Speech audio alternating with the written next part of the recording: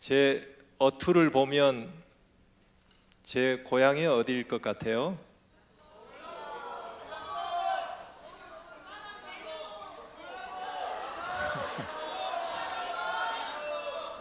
네. 그렇게 느껴지요? 네. 정말 반갑소이. 네, 제 고향은 여기서 가깝습니다. 해남.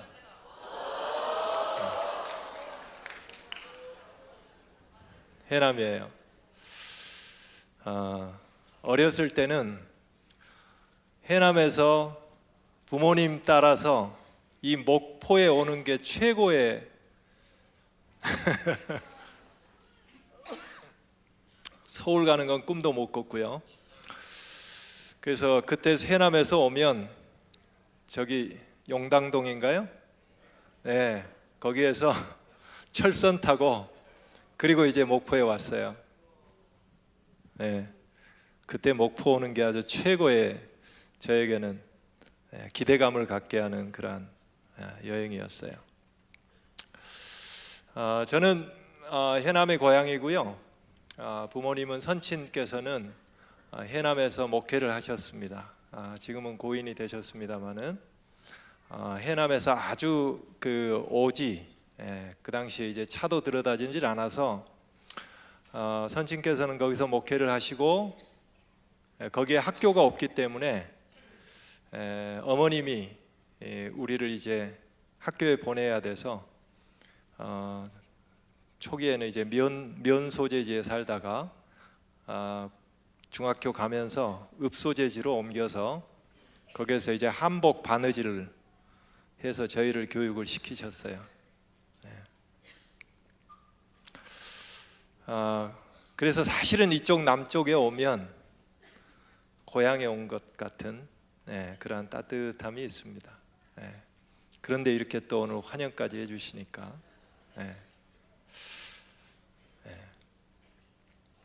그래서 지금 여러분 앞에 이렇게 설 수 있었던 것도 하나님의 은혜로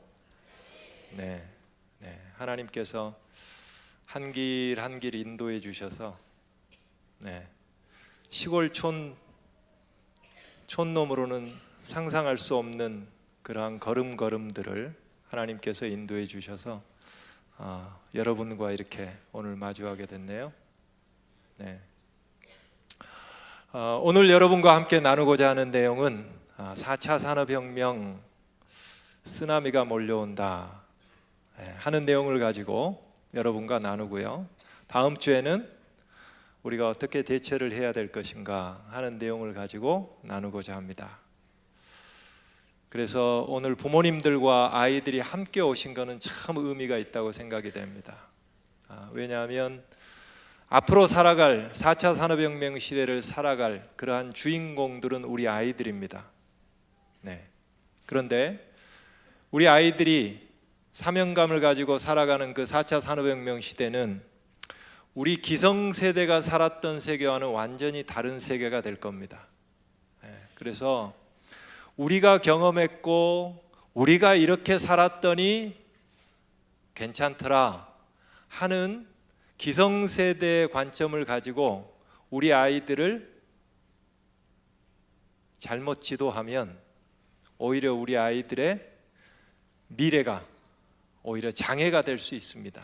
부모님은 사랑하는 마음으로 그렇게 하시겠지만 그러나 오늘 강연을 같이 한번 공유하시고 부모로서 우리 아이들에게 어떻게 우산 역할을 해주고 어떻게 기도할 것인가 하는 기도 제목들을 오늘 하나님 앞에서 찾으셨으면 좋겠습니다. 시간 제약이 있기 때문에 제가 그 프레젠테이션을 같이 보면서 조금 속도를 내서 진행을 하겠습니다.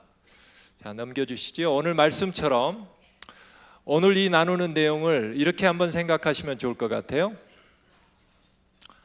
예수님께서 이렇게 말씀하셨습니다.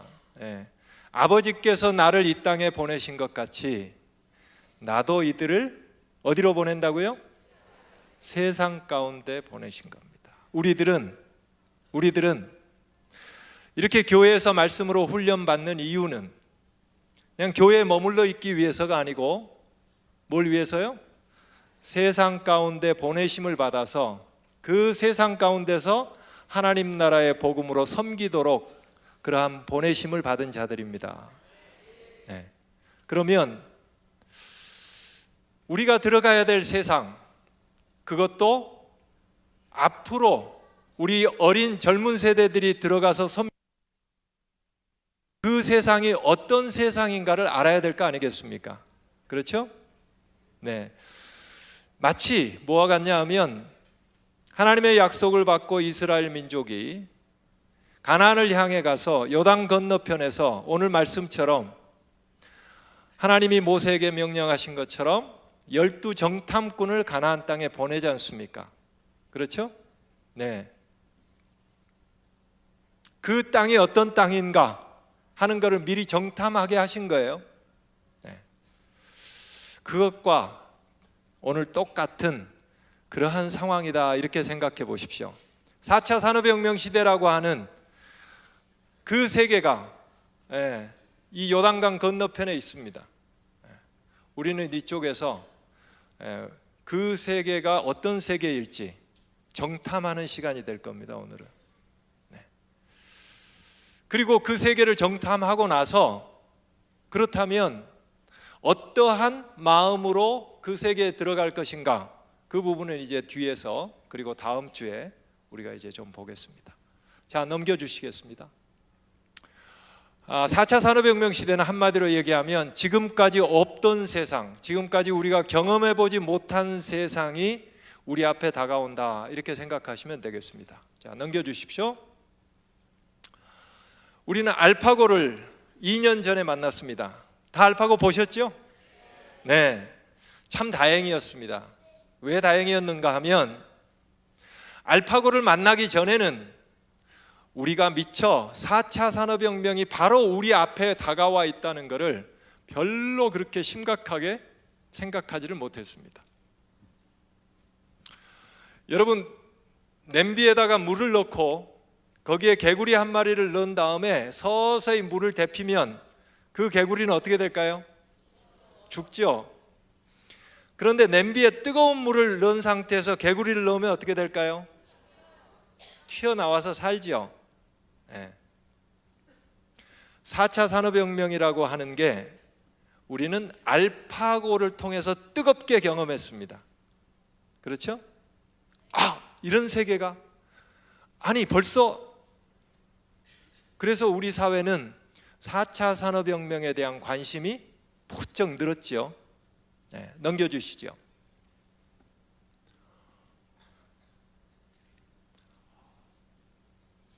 이세돌과 알파고가 대국을 했는데요.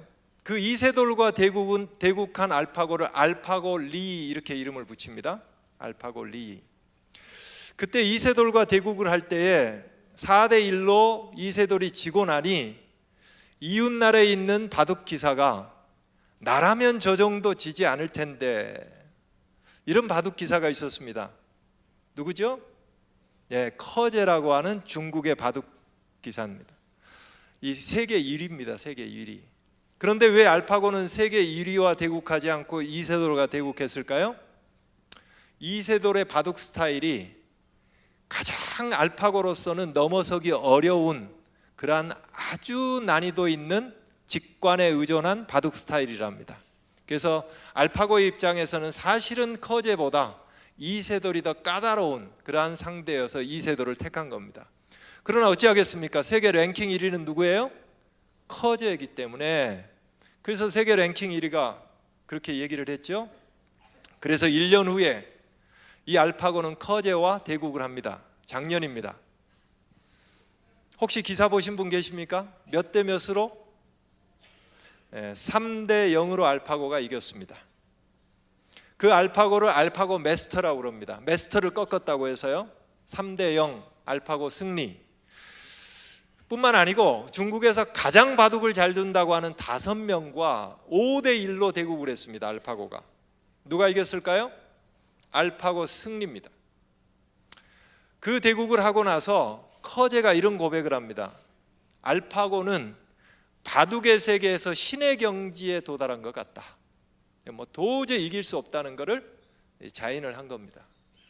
인간이 개발한 가장 두뇌 게임, 가장 고도의 두뇌 게임이라는 게 바둑이라고 그래요. 그런데 그 가장 고도의 바둑 게임에서 알파고는 이미 신의 경지에 도달했다는 평을 받을 정도로 그 정도 수준에 이르는 겁니다. 네. 넘어가 볼까요? 그런데 작년 11월입니다. 알파고 마스터보다 더 무서운 알파고가 등장을 했어요. 이름은 알파고 제로. 봤더니 알파고 제로는 3일 만에 알파고 리를 넘어섰고요. 태어난 순간부터 3일 만에 알파고 리를 넘어섰고요. 21일 만에 알파고 마스터를 넘어선 다음에는 백전백승으로 이깁니다.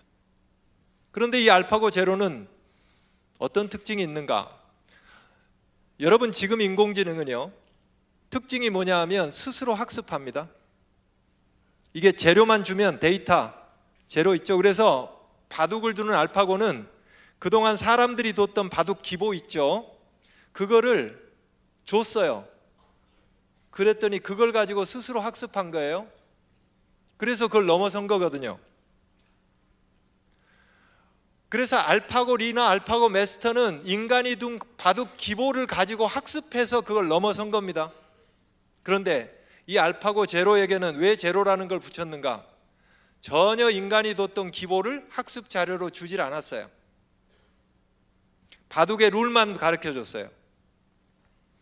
그래서 스스로 혼자 자기 복제품과 바둑을 두면서 거기에서 나온 데이터를 가지고 학습하면서 알파고 마스터까지 넘어선 거예요.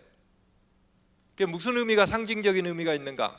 알파고 리나 알파고 마스터만 해도 그 수준까지 가는 데 있어서 사람을 의존한 거죠. 사람이 만든 기보를 가지고 배웠으니까요.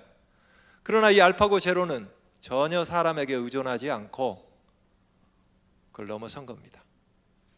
네. 자, 넘어가 주시죠. 왜 알파고가 그러면 우리에게 다행이라고 생각하는가?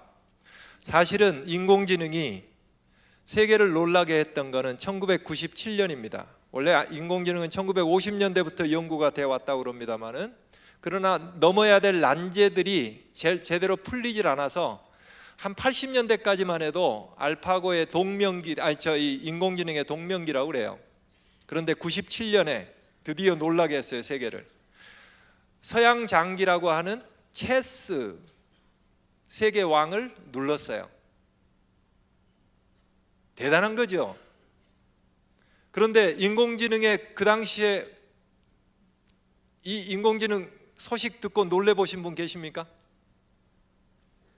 전혀 소식 모르시죠? 네. 왜? 다른 나라에서 일어난 일이니까.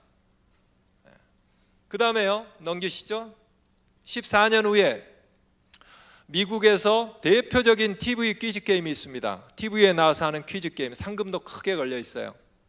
거기에서 가장 우승을 많이 한 사람들과 퀴즈 게임을 나갑니다. 인공지능이 거기에서 다 눌러요. 퀴즈 게임을 정복합니다. 그때도 모르셨죠? 인공지능이 그 정도 발전했다는 걸. 네.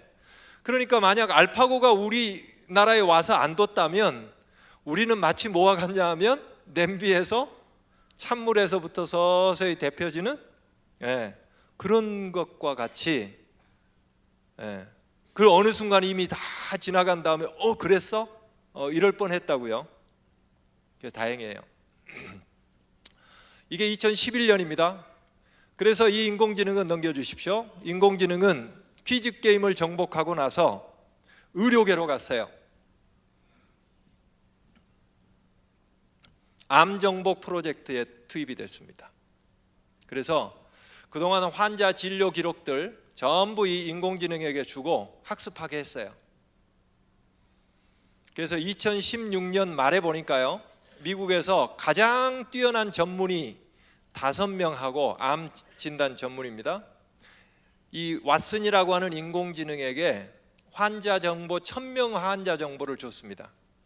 그리고 암을 진단하게 했더니 암 진단에서는 99%의 일치도를 보였어요. 그리고 각각의 환자에 대해서 치료법을 제시하라고 했더니 인간 닥터들이 미처 제시하지 못한, 놓친 한 33% 이상의 정확도를 가진 진단 치료법을 제시하더라는 거예요. 왜 그게 가능한가? 인간 닥터는 새로 최근에 나온 연구 결과를 습득하려면 그 논문들을 다 보고 시간이 걸리죠. 그렇죠? 그런데 이 인공지능에게는 가장 최근 연구 결과까지 바로 학습하는 것은 순식간입니다. 어느 정도 순식간인가? 인공지능이 이 왓슨이라고 하는 인공지능, 체스왕 이기고 뭐 했던 인공지능은요, IBM에서 개발한 겁니다. IBM을 만든 사람이 왓슨이거든요. 그래서 그 이름을 딴 인공지능인데요, 작년에 이 IBM에서 사람 채용하기 위해서 공고를 냈는데요, 한 2만 명 이상이 이 지원을 했어요. 회사 생활하시는 어르신들은 아시겠지만 이 지원자가 2만 명이 넘는 그 지원자 서류 심사를 하기 위해서 사람을 투입해야 된다고 하면 이게 얼마나 많은 사람 투입해야 됩니까? 그렇죠? 이 IBM이 이 왓슨을 투입했습니다. 서류 심사 네가 좀 해줘. 그래서 거기에서 가장 좋은 자질을 가진 지원자 최종 면접 대상자를 골라줘 그랬어요, 왓슨에게. 그리고 회사가 찾는 인재상의 기준들을 주고요, 그래서 판단하게 했습니다. 그랬더니 이 왓슨은 지원자가 제시한 지원서만이 아니고요, 그 지원자가 SNS 한 내용까지 전부 다 샅샅이 파악해서 최종 면접자를 추려줬는데요, 시간이 얼마나 걸렸을까요? 몇 달 걸렸을까요? 3달? 너무 오래 걸린 것 같아. 그럼 몇 일? 하루? 또 1시간? 3일? 4시간? 하루 반? 그래요. 몇 분? 3분. 1분이 안 걸려서 최종 면접자를 추려줬어요. 이게 인공지능입니다. 실제 지금 이제 국내 회사에서도 인공지능으로 이 인터뷰하는 기술을 개발해서 실제 지원자들을 대상으로 인공지능과 인터뷰하게 하는 회사가 생겼습니다. 이 왓슨하고 다른 자체 개발한. 자, 넘겨주시죠. 2년 전입니다. 미국의 조지아텍이라고 하는 공과대학에서 컴퓨터 과학과 컴퓨터 사이언스 학과에서 그 교수님이 대학원생 석박사 과정을 위한 강좌, 온라인 강좌를 개설을 했어요. 온라인 강좌를. 학교에서 조교를 8명을 배정을 해줬어요. 그 대학원 수업 하는데 어떻게 하냐 하면 교수님은 강의하고 그 다음에 과제를 내주죠. 그럼 학생들이 그 과제를 풀다가 궁금하면 자기에게 배정된 조교에게, 선배에게 가서 물어보면서 질문해서 거기에서 도움을 받으면서 학습을 하는 거예요. 조교가 8명 배정됐는데 인원이 2,000명 이상이 등록을 한 겁니다. 온라인 강좌에서. 조교 8명으로는 도저히 감당이 안 돼서 이 교수님이 질 왓슨이라고 하는 조교를 긴급 투입을 했어요. 그 학기가 끝날 때까지 이 질 왓슨에게 배정된 학생들, 상당한 많은 학생이 배정됐는데 이 학생들은 자기 조교가 인공지능 조교라는 걸 거의 의식을 못했어요. 질문하면 아주 교수님이 가르쳐 주신 내용을 반영해서 친절하게 학습을 도와주는 거예요. 인공지능이라는 걸 거의 의식 못했어요. 그런가 하면 같은 해입니다. 2016년 6월경에 미국의 가장 큰 로펌 중에 하나인 베이커 앤 호스테틀러라고 하는 법률회사에서는 로스 왓슨이라고 하는 법률가를 정식으로 채용을 했어요. 그래서 파산법 쪽에 투입을 했습니다. 인공지능 법률가입니다. 엊그제 신문을 보니까요, 중앙일보를 보니까 국내 법률회사에서도 드디어 인공지능 법률가를, 변호사를 채용을 했어요. 그러면 로펌은요, 큰 로펌은 법정에 나가서 변론하는 변호사는 파트너급 시니어 변호사고요, 그걸 이제 이길 수 있도록, 소송에서 이길 수 있도록 뒤에서 법률 검토해주고 자료 검토해주고 뭐 어떻게 해서 정리해주는 변호사가 많아요. 그 변호사 하는 업무를 인공지능 변호사가 감당하는 겁니다. 이 변호사는 아까 말씀드렸지만 법률 내용들 파악해서 이 건과 관련해서 정리하는 건 순식간이라고 그랬죠. 2만 건 넘는 거를 1분이 안 걸려서 처리를 하는 실력이니까요. 거기다가 24시간 일하죠.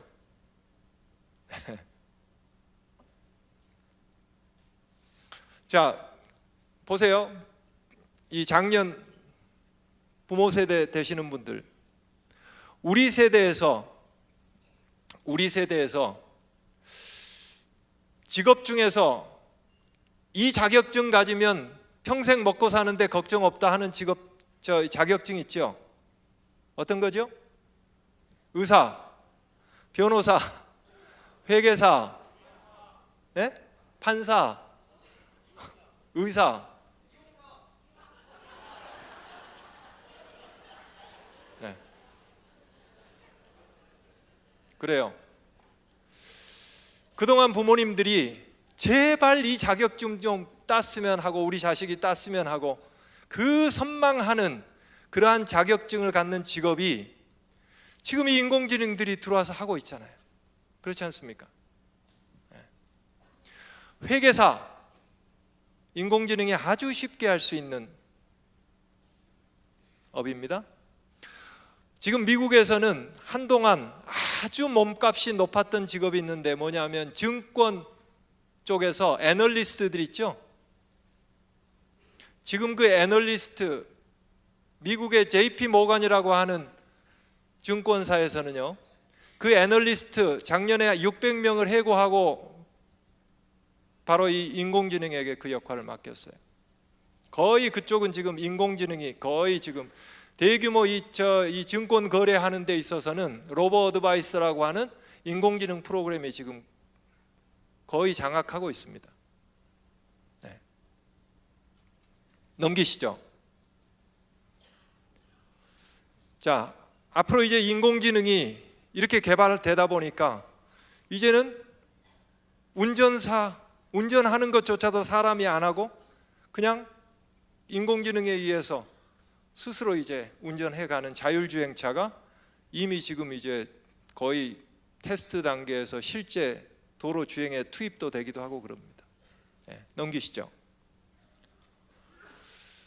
인공지능이 이렇게 발전하다 보니 그래도 인공지능은 계산이라든지 논리적인 걸 베이스로 해서 하기 때문에 이 사람이 직관에 의해서 하는 그 영역만큼은 인공지능이 그래도 침범하지 못하리라 이렇게 생각했지 않습니까? 그 영역이 어디입니까? 예술 영역이죠. 네. 이 그림 인공지능이 그린 그림입니다. 인공지능이 그린 추상화입니다. 인공지능은 패턴 인식하는 거 아주 쉽게 할 수 있어요. 패턴 인식하는 거. 네. 지금 이 인공지능이 장착된 애플리케이션이, 휴대폰 애플리케이션이 있는데요, 네, 그 애플리케이션에 여러분의 사진을 집어넣고 이 사진을 피카소 스타일로 바꿔줘 하면 바로 바꿔줍니다. 모네 그림 스타일로 바꿔줘 하면 그대로 바꿔줘요. 왜요? 이미 그 인공지능에는 그동안의 거장들의 그림을 다 줬어요. 그래서 학습을 시킨 겁니다. 그래서 피카소의 스타일의 그림의 스타일의 핵심이 뭔가, 특징이, 그걸 다 파악하고 있거든요. 네. 넘기시죠. 그래서 요즘은 실제 인공지능이 그림 전시회가 열리고 있어요. 넘기실까요? 그러면 예술 영역 중에 음악은 어떨까요? 음악 작곡, 인공지능을 가지고 작곡하는 회사의 웹사이트에 들어가면은요, 저기 링크가 있습니다만 여기서 들어가지는 않겠습니다. 이 들어가면 옵션이 있어요. 어떤 장르를 원하는가. 그래서 제가 장르를 클릭하죠. 예. 그러면 어떤 무드의 음악을 원하는가. 그 무드에 선택을 합니다. 좀 오늘은 기분이 좀 뭐하니 아주 이렇게 좀 차분한 노래, 오늘은 좀 우울하니까 좀 내 기분 좀 업 시켜줄 수 있는 노래 선택을 하죠. 몇 분짜리 해줄까? 1분 30초짜리 해줘 하고 집어넣죠. 그런 다음에 저걸 플레이를 누르면 내가 주문한 음악이 쫙 연주가 나옵니다. 나만을 위한.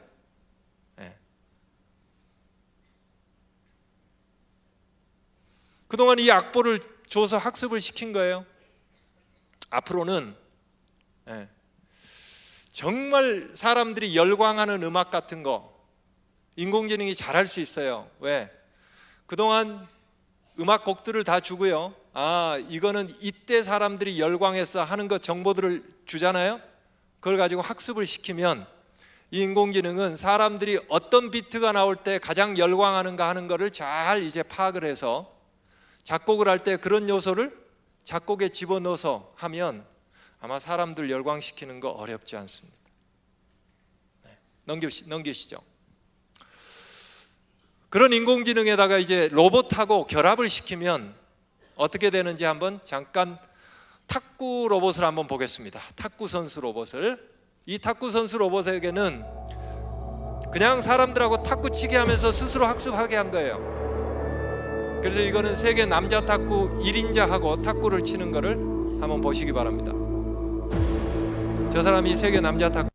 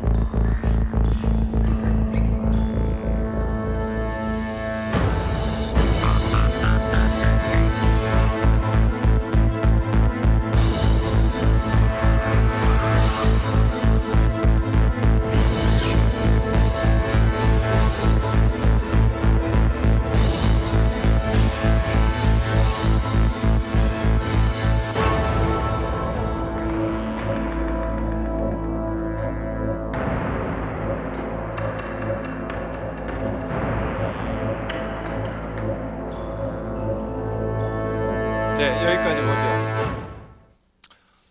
뒤에 계속 보면 그래도 희망을 줘요. 사람이 이게 점수를 냅니다. 근데 어떤 때 점수를 내는가?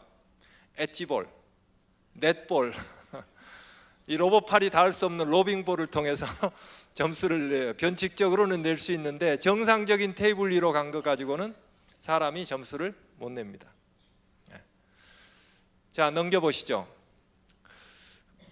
그동안 로봇은 지금 이거는 이제 아주 간략한 버전의 탁구 기능만 할 수 있는 로봇 팔이잖아요.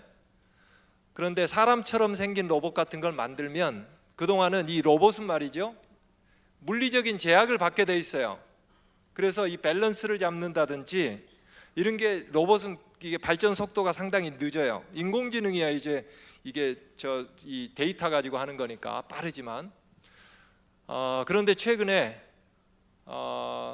보스턴 다이내믹스에서 개발한 이 로봇을 보니까요, 이 로봇도 상당한 수준까지 갔어요. 어느 수준까지 갔는지 한번 보실래요? 한번 보여주세요. 장애물들을 스스로 인식하면서 거기에 맞춰서 지금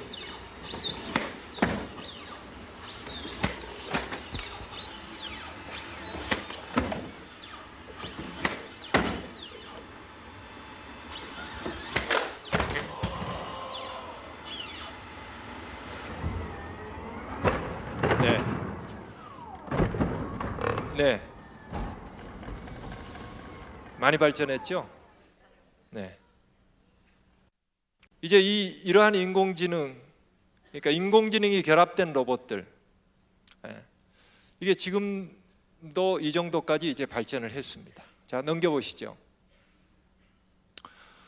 그러면 이게 실제 이러한 인공지능과 로봇이 실생활에 어떤 형태로 지금 활용되고 있는가 하는 것들을 한번 보시죠.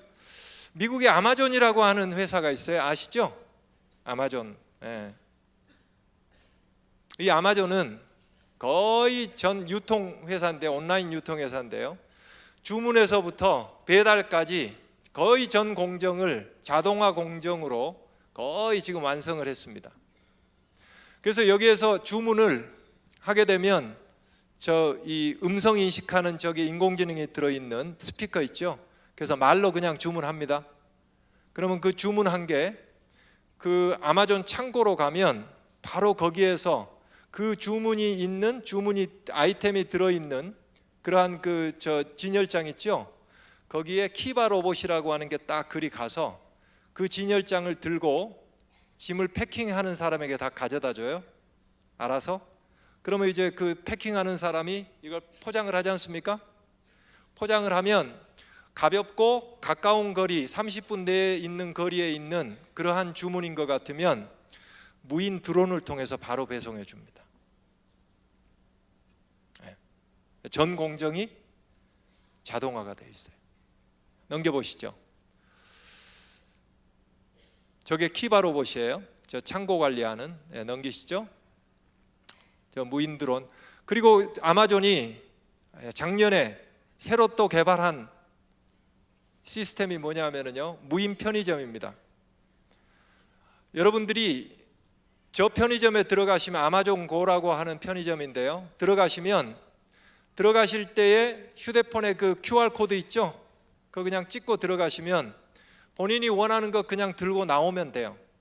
그러면 휴대폰에 어떤 물건 얼마짜리 얼마입니다 하고 청구서가 날아오면 휴대폰에 등록된 신용카드로 결제하면 바로 끝납니다.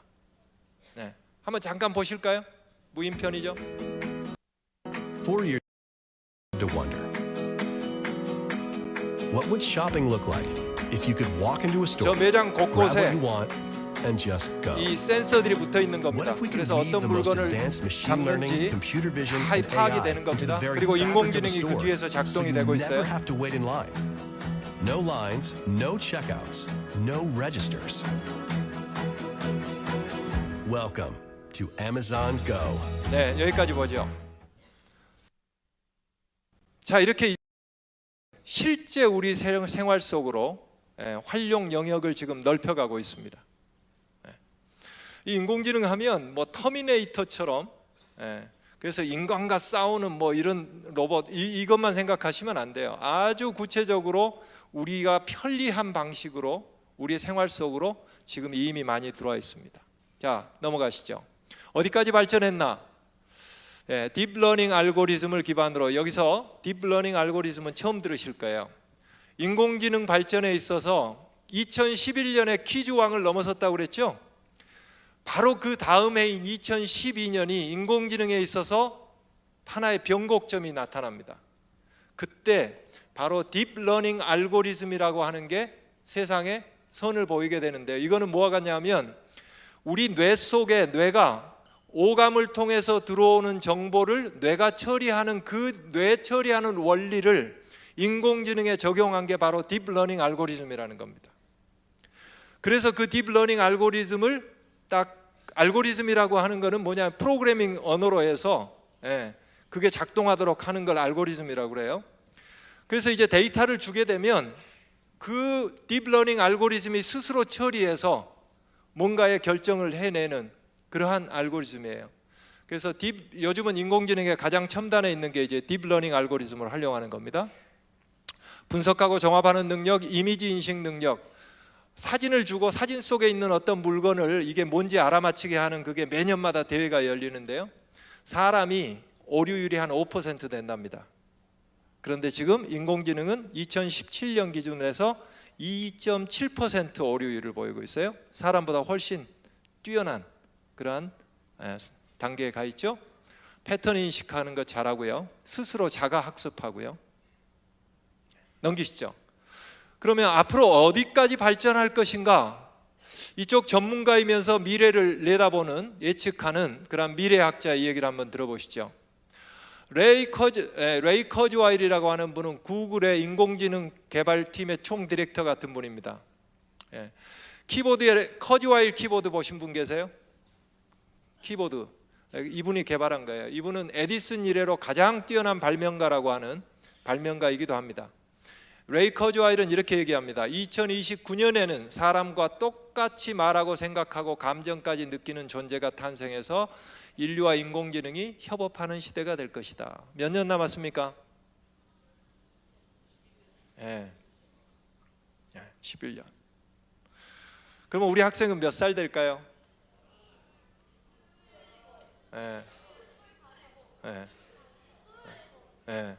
여러분들은 사람 수준 정도 올라와 있는 인공지능 로봇하고 이제 같이 살아야 되는. 지금 인공지능은 아까 봤듯이 바둑이면 바둑 한 영역에서 뛰어나죠. 사람이 아직 뛰어난 거는 사람은 다양한 영역을 동시에 잘할 수 있거든요. 인공지능은 아직은 그 단계까지 안 가 있어요. 그래서 지금 인공지능 학자들은 두 가지 기능을 함께 해낼 수 있고 세 가지 기능을 함께 해낼 수 있고 점차 이걸 넓혀가고 있는 겁니다 지금. 그래서 사람의 뇌가 사람이 할 수 있는 그러한 수준까지 지금 가는 게 2029년 정도면 가능할 거다 이렇게 예측을 하고 있습니다. 그리고 2045년쯤 되면 그때는 인공지능 인류의 육체적 지적 능력이 생물학적 한계를 뛰어넘는 시점, 특이점이 온다. 이걸 싱귤레러티라고 그러는데 한마디로 얘기하면 슈퍼 인텔리전트가 올 전 인류의 두뇌를 합한 것보다 더 뛰어난 인공지능이 온다는 거예요.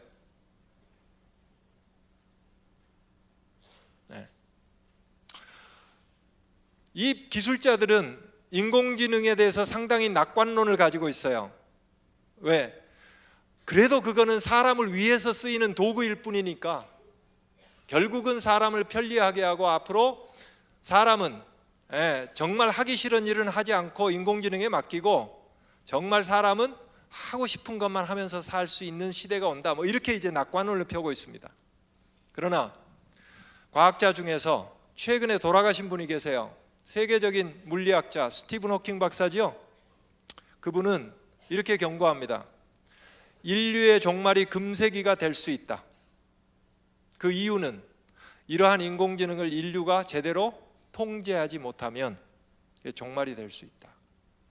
작년 11월에는 75회 생신을 맞아서 다시 한번 경고하고 있어요.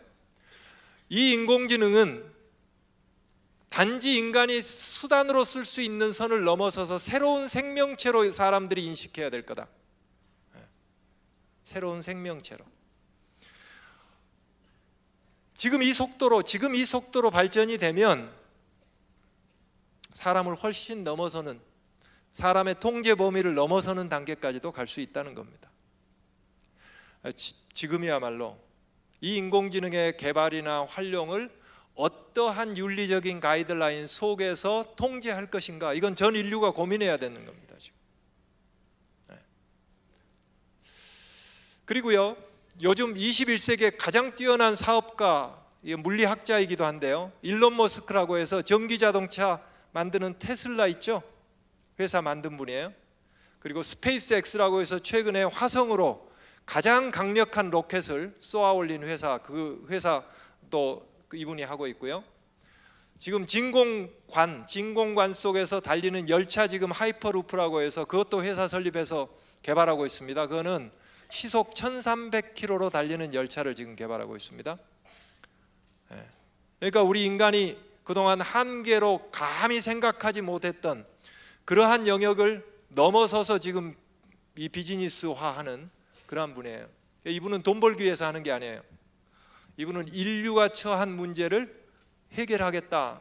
전기자동차 만드는 이유도요, 석유 자원이 고갈되면 이 지구상의 에너지 문제를 해결하려면 이 전기자동차로 가야 에너지 문제가 해결될 수 있다. 이래서 이제 하는 분이에요.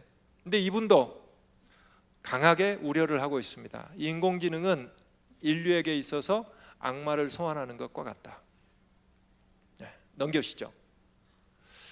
4차 산업혁명이 인공지능을 필두로 해서 어떻게 지금 발전하고 있는가 하는 것을 여러분과 공유를 했습니다. 앞으로 4차 산업혁명이 바꿀 세상은 어떤 세상이 될까 한번 보도록 하죠. 먼저 4차 산업혁명이 뭔가 하는 것부터 한번 보십시다. 1차 산업혁명은 전기에너지의 개발에 의해서 그동안 사람이나 동물의 힘을 가지고 동력원으로 삼아서 했던 일들이 이제는 기계에 의해서 가능하도록 바뀌었습니다. 그게 제1차 산업혁명입니다. 2차 산업혁명은 전기에너지, 전기의 개발에 의해서 전기는 멀리까지 보내도 에너지가 많이 소실이 되지 않죠. 멀리까지 보낼 수가 있어요. 그래서 대규모 생산 공장이 가능해졌습니다. 그래서 2차 산업혁명은 대량 생산 체계가 만들어진 기반이 된 게 2차 산업혁명입니다. 그러면 우리 부모님들은 지금까지 살아왔던 그 세계는 어떠한 산업혁명이 만든 판 위에서 살아오신 걸까요? 2차 산업혁명이 만든 판 위에서 살아오신 겁니다. 지금 새로운 산업혁명이 온다는 얘기는 판이 완전히 바뀐다는 얘기예요. 판이 바뀐다는 얘기는 생산하는 양식이 바뀌고요, 대량 생산 체계에서 완전히 새로운 생산 형태가 나타난다는 얘기고요, 거기에 따라서 삶의 질서도 완전히 바뀐다는 얘기입니다.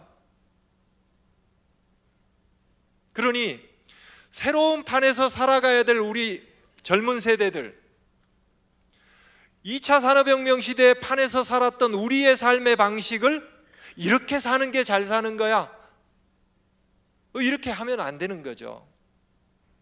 적어도 새로운 판에서 살아가는 아이들에게 어떻게 살아가야 되는가에 대해서 가이드까지는 못하더라도 적어도 부모님들은 기존에 본인이 살아왔던 방식을 아이들에게 강요해서는 안 된다는 거예요. 얘들이 살 세상은 완전히 달라요. 3차 산업혁명은 우리가 컴퓨터로 대표되는 디지털 혁명이라고 하는 겁니다. 그 본질은 뭐냐? 컴퓨터를 통해서 빨리 뭔가 일 처리를 하는 게 본질이 아니에요. 그 본질은 뭐냐 하면 그동안 인류가 쌓아왔던 지식들 있죠, 정보들, 이거는 2차 산업혁명 시대까지만 해도 그 정보들이 어디에 담겨 있었냐 하면 다 종이 위에 담겨 있었어요. 그렇죠? 책, 종이 위에. 그래서 그 지식은요, 내가 뭔가 보려면 그 책을 구하든지 도서관에 가서 빌리든지, 그러니까 그 지식은 물리적인 종이 속에 있다 보니까 물리적인 제약을 받는 겁니다. 그 지식이 이동성이 아주 약해요. 그렇죠? 근데 3차 산업혁명은 뭐냐? 그것들을 컴퓨터로 다 옮기잖아요. 그러면 어떻게 되느냐? 그 정보들이 컴퓨터가 이해하는 언어, 그거는 0과 1이라고 하는 숫자의 조합, 그걸 디지털 비트라고 그러는데 디지털 정보로 완전히 바꾸는 거예요. 그럼 어떤 일이 벌어지는가? 이제는 물리적인 제약을 받지 않아요. 그 정보들은 내가 언제든지 필요하면 다운로드 받으면 돼요. 그렇죠? 보관하는데 별로, 예전에 도서관은 책들을 보관하려니까 스페이스가 커야 돼요. 그러나 디지털 정보로 바꿔놓는 순간 이제는 저장하는데 그렇게 스페이스가 많이 필요치 않아요. 디지털 정보로 바뀌는 순간 그 정보는 아주 가벼워집니다. 전송하는데도 가볍고요, 돈 안 들고요, 저장하는데도 별로 돈 안 들고요, 처리하는 거 빠르고요, 컴퓨터로 처리할 수 있으니까요. 그래서 디지털 혁명이라고 하는 것은 그동안 인류가 쌓아왔던 이 물리적인 세계, 오프라인 세계라고 합니다. 여기에 쌓여있던 정보와 지식들을 컴퓨터를 필두로 한 디지털 디바이스들을 통해서 전부 디지털 정보로 전환을 시켜온 겁니다. 그래서 요즘은 정보의 생성부터 아예 디지털 정보로 생성을 하는 거예요. 카메라를 찍으면 요즘은 디지털 카메라 아닙니까? 그렇죠? 바로 디지털 정보로 저장이 돼요, 사진이. 네. 이게 본질이에요. 그러면 4차 산업혁명은 뭔가? 그게 디지털 정보로 되니까요, 이제는 사람들이 디지털 정보를, SNS를 생각해 보세요. 내가 뭔가를 생성하면 바로 디지털 정보이기 때문에 쉽게 보낼 수 있고, 그죠? 그래서 네이버를 플랫폼으로 해서 많은 사람들과 연결이 쉽고, 그래서 디지털 가상세계의 정보가 쌓이기 시작한 겁니다. 이게 온라인 세계예요. 온라인 가상세계, 디지털 가상세계. 다음 슬라이드 넘겨보세요. 거기에 쌓인 정보를 우리는 빅데이터라고 그럽니다. 빅데이터입니다. 엄청난 데이터가 쌓여 있고요. 그동안 인류가 개발한 모든 지식, 이거 다 지금 디지털로 바꿔놨습니다. 지금 생성되는 거 다 디지털로 즉각 이제 만들어져서 쌓이고 있습니다. 그래서 디지털 빅데이터를 21세기의 석유 자원이다 하는 이유가 바로 그겁니다. 그 안에는 엄청난 중요한 정보들이 있어요. 가치들이 있어요. 그래서 지금 각 기업들마다 어떤 지금 이 전략들을 골머리를 앓고 있느냐 하면, 저 디지털 저 새로운 자원 속에 거기서 어떤 가치 있는 거를 끌어낼 것인가, 그래서 그걸 비즈니스화 할 것인가. 그래서 요즘은 데이터 사이언티스트들의 몸값이 아주 비싼 겁니다. 네. 저 빅데이터를 사람의 머리로 분석하기가 어려워요. 그래서 우리는, 기술자들은 기계로 하여금 하게 하자. 그게 뭐냐 하면 인공지능입니다. 그래서 지금은 데이터 분석을 인공지능이 다 해요. 그리고 그걸 가능하게 하는 인공지능을 개발하고 있어요. 그게 이제 머신러닝이고. 네. 그래서 4차 산업혁명의 본질은 이렇게 정리해 볼 수 있습니다. 물리적인 현실 세계, 오프라인 세계에 있는 모든 그 정보들을 전부 디지털 정보로 가상 세계에다 저장을 했고요.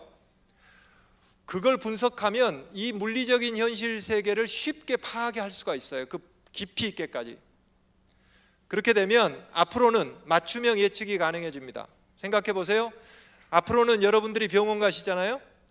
그러면 여러분들의 유전자 지도까지 활용이 가능해요. 여러분 유전자 지도까지 활용하면 암의 특성이, 여러분 암의 특성이 뭔가 다른 사람하고 다른 게, 그것까지 전부 가능해서요, 맞춤형 치료가 가능해지는 겁니다.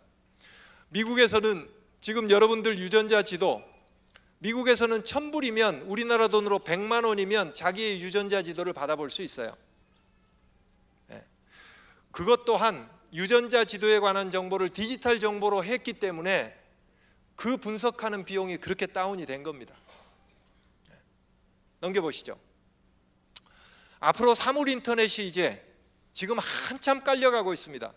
사물 인터넷은 뭐냐면 거의 모든 사물에 디지털 센서들이 들어간다는 거예요.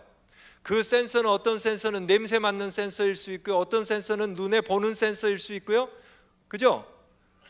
중요한 것들을 디텍트 해낼 수 있는 그러한 센서들이 곳곳에 들어가요. 요즘 가정에서는 냉장고 속에 센서가 들어갑니다. 그러면 냉장고에 어떤 물건이 얼마 남아있는지 알 수 있어요. 휴대폰을 통해서. 그거 가지고 바로 주문하면 배달받아요. 그런 것들이 사물 인터넷이에요. 앞으로 이런 건물의 중요한 부분에 센서가 들어가면 건물의 안전 상태가 어떤 상태인가 하는 게 실시간으로 계속 정보가 들어오는 겁니다. 플랫폼에. 그러면 그걸 보고 미리 이제 예방이 가능해요. 지금 GE라고 하는 데서 엔진을 만들잖아요. 제트 엔진. 그러면 항공기에서 엔진이 돌아가는 동안 그 속에 중요한 파트에 센서들이 다 있어요. 그 엔진 상태가 실시간으로 GE의 플랫폼인 프레딕스라고 하는 데로 정보가 들어옵니다. 그러면 어느 파트가 문제가 생길 것 같으니 미리 손보십시오. 알려줘요. 예전 같으면 고장 난 다음에 세워놓고 수리하지만 이제는 미리 알려줘요. 그럼 미리 수리하면 세워놓을 필요가 없어요. 코스트 절감이 엄청나게 많이 됩니다. 왜? 비행기는 하늘에 떠 있을 때만 돈 벌잖아요. 세워놓는 동안 그만큼 비용이 드는 겁니다. 그래서 지금까지는 AS 시대지만 앞으로는 이러한 예측에 기반해서 BS 시대로 바뀌는 거예요. Before Service, BS 시대로. 넘기시죠. 그래서 4차 산업혁명이 바꿀 세상은 문명사적 대전환이 일어나고 있습니다. 우리가 전혀 경험해보지 못하는 세계로 지금 들어가고 있습니다. 여러분 지금 인공지능 로봇과 같이 어떻게 같이 살아갈 거 지금 준비되셨습니까? 난감하지 않습니까? 그게 뭔 얘기 아니에요. 아까 말씀드렸지만 인공지능을 통해서 입사 서류 심사하지 않습니까? 벌써 우리 젊은이들 같으면 앞으로 그런 걸 대비해서 SNS에 글 하나 올리더라도 이제 신경 써야 되잖아요. 다음에 이 글이 다음에 내 입사 심사할 때 어떻게 쓰일지, 어떻게 분석될지 알 수 없잖아요. 그게 곧 인공지능의 지배를 받고 사는 겁니다. 그런 게. 안 그렇습니까? 앞으로는 인공지능이 가정용 인공지능들이 개발이 돼요. 그 사람의 모습을 한 그러한 인공지능 로봇으로. 그러면 말이죠, 뒤에 제가 그 동영상을 붙였습니다만 오늘 볼 시간은 없습니다. 다음에 혹시 기회 되시면 한번 틀어보세요. 그러면 어떤 일이 일어나는가? 그 인공지능이 아이들 학습하는 거 부모가 도와주는 것보다 훨씬 친절하게, 훨씬 화도 안 내고, 100번을 물어봐도 화 안 내고 친절하게 가르쳐줘요. 그러면 부모와 자식 사이의 관계 사이에 누가 들어오는 겁니까? 인공지능이 들어오는 거예요. 네. 우리는 그에 대해서 준비가 전혀 안 돼 있잖아요. 아이들이 어려서부터 인공지능 도움을 받고 자라면은요, 부모가 그렇게 필요하게 느껴지지 않을 수 있어요. 특히 감정까지 이해하면서 이렇게 실망할 때는 거기에 맞춰서 격려해주고, 실제 이런 모습으로 우리 속에 들어오게 돼 있습니다.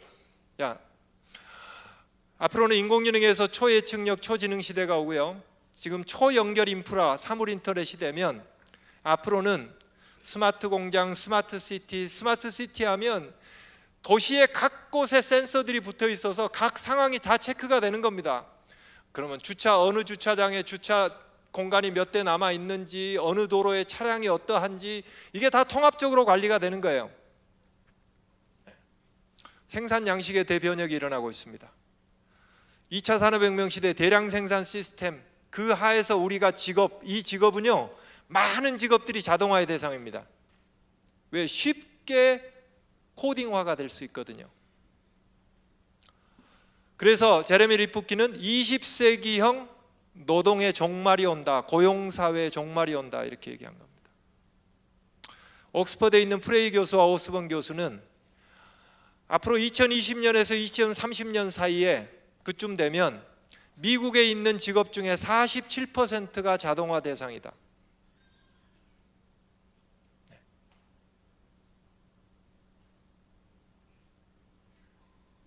완전히 지금 직장 생활이라고 하는 게 계속 될 기간이 얼마 안 남았어요. 사실은 스마트 공장들 들어오면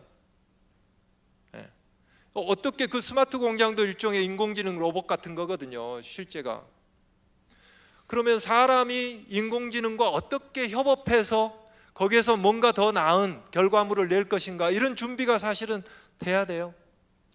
그리고 그게 가능하려면 우리 아이들은 인공지능과 경쟁하도록 방치돼서는 안 되고요, 인공지능보다 잘하는 특성들을 잘 살려서 어떻게 인공지능을 잘 활용하면서 살아가도록 할 것인가, 이게 돼야 돼요. 그런데 요즘 아이들 교육은 어떤 교육입니까? 밤 10시, 11시까지 학원에 보내요. 거기서 배우는 거는 뭔지 아세요? 지식 배우죠.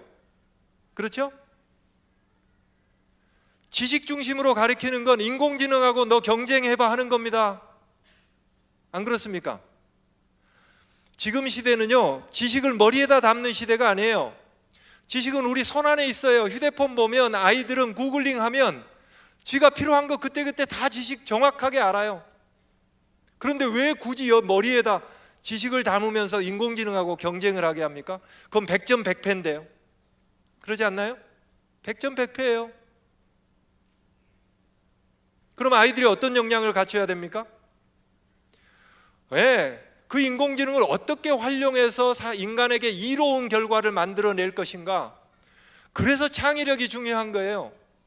그 창의력은 어디에서 나옵니까? 정말 사람들이 필요로 한 게 무엇인가를 공감할 수 있고 그걸 잘 파악할 수 있는 감지력이 있어야 돼요.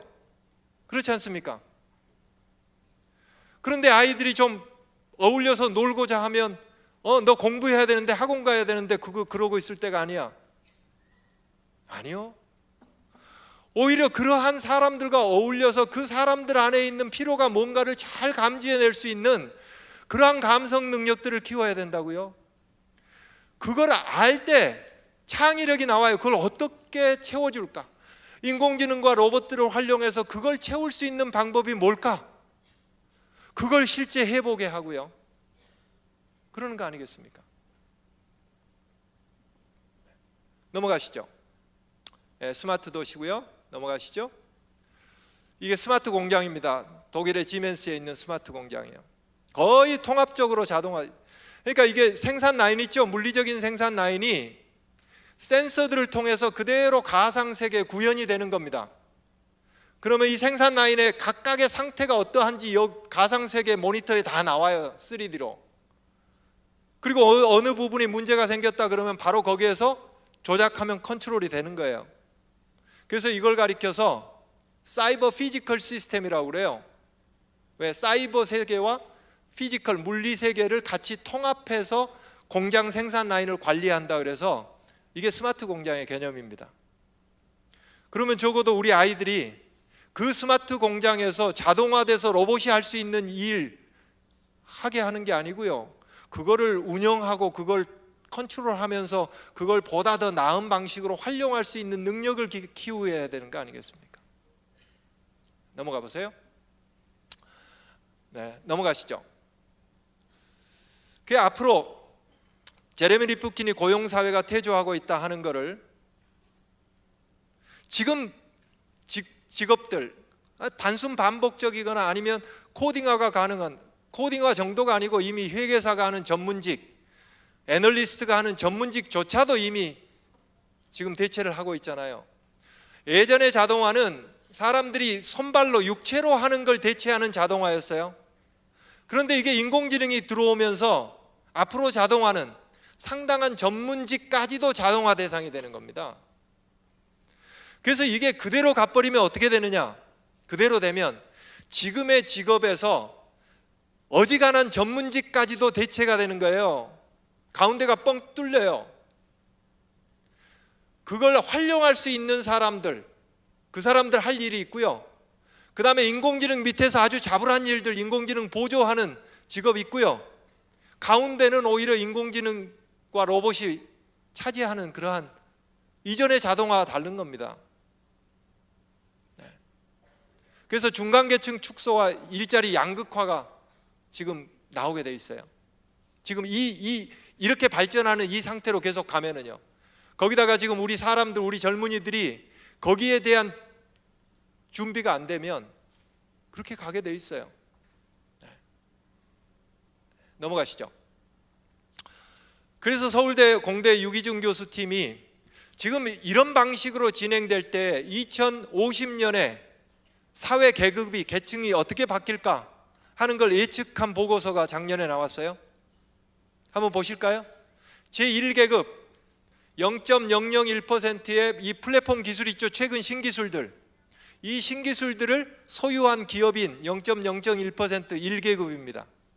제2계급 인기 정치인, 인기 연예인 같은 스타들 있죠. 0.002%랍니다. 제3계급 누굽니까? 인공지능 로봇이요. 제4계급 99.97%, 997%의 사람들, 1, 2계급에 속하지 못한 사람들, 프레카트리아트라고 그래요. 지금 이대로 가면 그렇다는 거예요. 이대로 가면. 그러면 이 방식대로 그냥 가도록 내버려둬서는 안 된다는 얘기 아닙니까? 중요한 거는 이대로 가면 어떤 일이 벌어질까 예측하는 게 중요한 게 아니고요. 문제는 이대로 가면 안 되겠구나. 그러면 대안적인 방안이 무엇일까? 그래서 어른 세대는 이걸 고민해야 되는 거예요. 아이들이 저러한 사회에 살지 않도록 하기 위해서는, 그래서 기술혁신이라고 하는 거는 기술혁신만으로 가는 게 아닙니다. 그거는 뭐와 같이 가느냐? 이 기술혁신을 그 사회의 제도적인 걸로 어떤 제도의 틀 속에서 이 기술을 받아들일 것인가, 활용할 것인가, 여기에 의해서 이제 결정되게 돼 있어요. 이 부분이 정부가 해야 되고 정치인들이 해야 되고 기성세대가 해줘야 되는 겁니다. 이러한 변화의 조짐 때문에 나타나는 그러한 고민거리들을 하나 예를 들면요, 스위스에서 2016년에 기본소득제라고 하는 걸 국민투표에 붙였어요. 그게 채택은 안 됐습니다만 그 기본 아이디어는 뭐였냐면 전 국민에게 각자 매달 300만 원씩 그냥 준다는 거예요, 정부가. 그게 기본소득제예요. 왜요? 그거 가지고 소비하라고요. 왜? 앞으로 일자리가 많이 없어지면 소득이 없잖아요. 급여 받는 사람이 많이 줄었으니까 소득이 줄어들 거 아닙니까? 그러면 소비가 줄어들 거 아닙니까?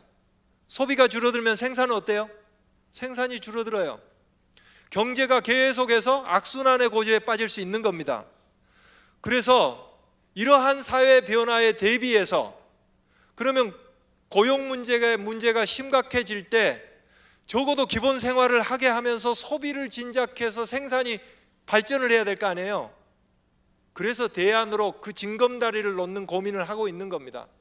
이게 바로 삶의 판이 바뀌고 있다는 거예요. 이런 판이 바뀌는 거예요. 이해되십니까? 네. 그냥 우리가 살아왔던 것, 그래서요, 이념적인 면에서는 여러분들이 보수냐 진보냐 이에 대해서는 제가 상관할 바가 아니지만, 적어도 이러한 변화에 대해서, 변화하는 시대에는요, 여러분들이 진보적인 생각을 하셔야 돼요. 그건 뭐예요? 그때 보수는 기존의 틀 고집하는 게 보수예요. 삶의 질서 그대로 고집하다가는 우리 자녀 세대들은 저런 시대에 살게 된다니까요. 네, 넘기시죠.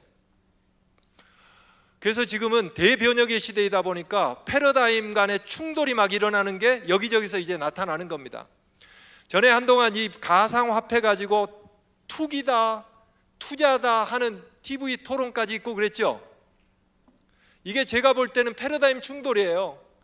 지금 다가오는 새로운 세계의 새로운 질서 속에서 보는 젊은이들은 그게 투기적인 요소가 있어서 그 부분은 잡아야 되지만, 그러나 새롭게 형성되는 그러한 질서를 보면서 아니 이걸 왜 투기로 해서 금지를 하냐 이렇게 보는 거잖아요. 그런데 기존의 틀로 보면 투기죠. 그러나 기존의 틀로 보고 그냥 딱 칼로 잘라서 하지마 이럴 수 있습니까?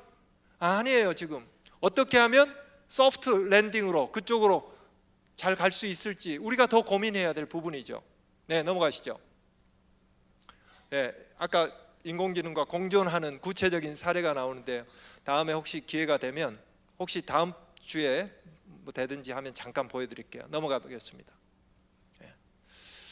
그러면 우리가 4차 산업혁명 어떻게 맞을 것인가, 구체적으로 좀 더 신앙 안에서 다음 주에 그 부분에 대해서 좀 여러분들과 같이 나누겠습니다만은, 자, 우리가 요단 앞에서, 요단강 건너편에서 가나안 12정탐꾼을 보냈습니다.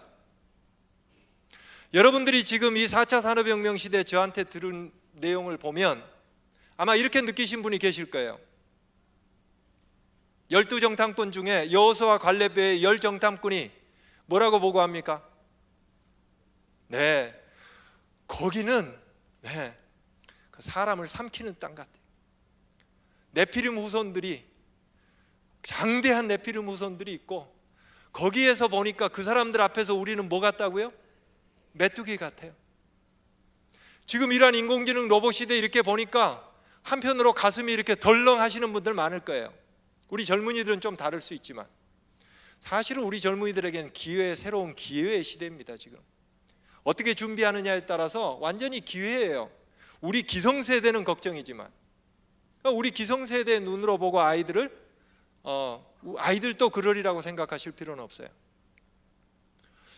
우리도 가슴이 철렁할지 모르지만, 그러나 그 10정탐꾼의 보고로 우리 이걸 받아들이시면 안 되죠. 그렇지 않겠습니까? 누구의 보고가 있습니까? 여호수아와 갈렙의 보고가 있습니다. 뭐라고 보고합니까? 같이 한번 읽어보실까요? 시작.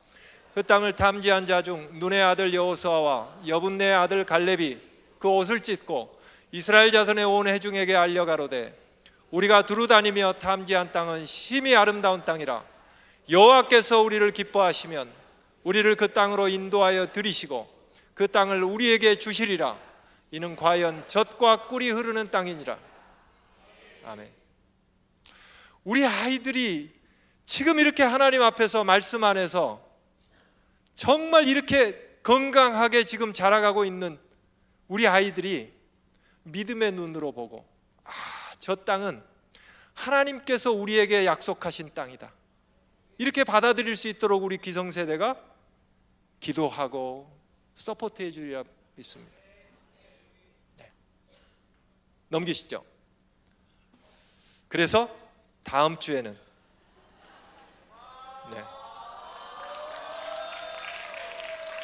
어떻게 대처해야 할 것인가. 우리 아이들은 살아있잖아요. 어른들은 지금 걱정하시는데 우리 아이들은 환호를 부르잖아요. 네, 오늘은 이렇게 강의 마치고 목사님께 기도해 주시고 다음 주에 또 뵙도록 하겠습니다. 감사합니다.